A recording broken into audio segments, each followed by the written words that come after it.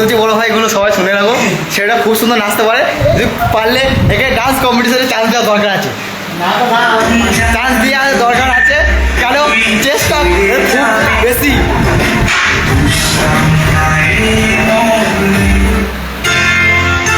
কিন্তু ভাই একটা বড় কথা, ছেলেটা লজ্জা পাই, সেই জন্য আসতে চাই না কোনো ভিডিওর মধ্যে, লজ্জা ভাঙার জন্য কত চেষ্টা করছিল ভাই, পারে না আমরা কেউ।